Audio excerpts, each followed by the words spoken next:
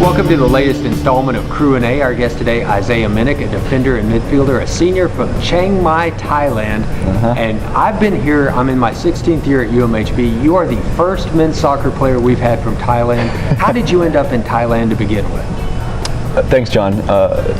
My parents were Christian missionaries, so from the age of 3, we moved overseas, and we've been in 3 different countries, and Thailand is where I spent most of my time. I was there from kindergarten up to my senior year of high school, so basically all growing up I lived there. How did you wind up coming to marry Hardin-Baylor from Thailand? How'd you hear about UMHB there? I have a sister who goes to Baylor and one that went to Rice, and so I've got family in Texas, and I was looking for a place that it's a good school, that has a soccer program, and it's in Texas, near the area. So I started looking around, I emailed a few coaches. Coach Bank had called me, emailed me first, then called me the next day, and he offered me a spot. He said, I don't know how good you are, but we think you're a nice kid.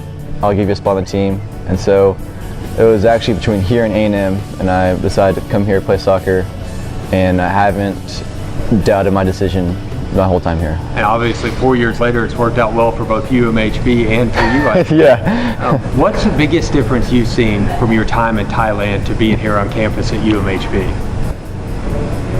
The food is better in Thailand.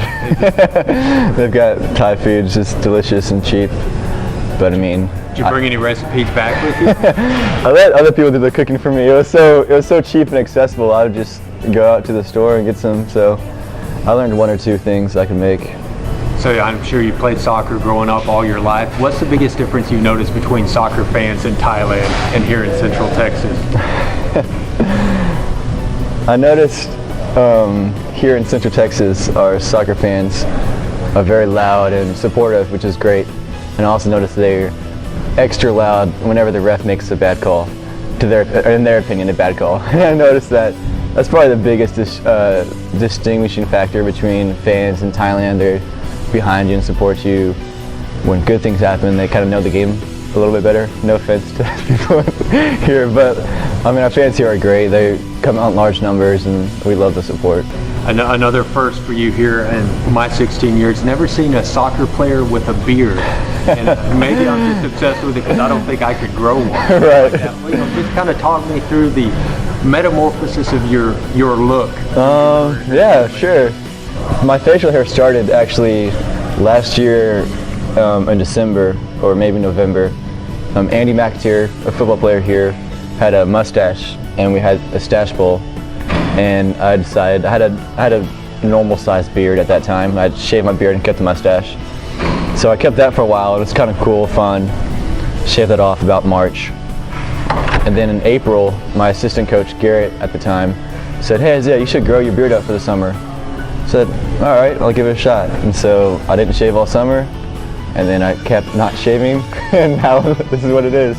Anybody you kind of patterned in that? Abraham Lincoln, maybe some of the historical No, of the past? People always ask me, like, what's the reason behind the beard? And it's just something fun, and it just kept going, and some people love it, some people absolutely hate it, and tell me I need to shave it, like, right now. My mom doesn't like it, actually. She keeps asking me to shave it. I say, probably after season I'll shave it, or maybe after Christmas so I can be Santa Claus for Christmas or something. A couple of years ago we had a chance to talk to one of our men's basketball players, Corey Meals, about his beard. Yeah, I remember his beard. Yeah, a little bit of a maintenance deal for you. What do you do to keep it? The hardest thing for me is just my mustache. It gets in the way of my food, so if you notice, if you look closely, I do trim my mustache out here, but I let it go out here, and so that's the hardest thing. For down here, I let it go wild. Is there a routine you go through every day? A grooming routine? Just roll out of bed and it looks like this. We kind of bring it back full circle now. Your goals, not only for the rest of your senior year here in soccer, but then life after soccer. What do you want to do after you graduate? That's a great question. I'm an economics major. I don't know where that's going to take me in life.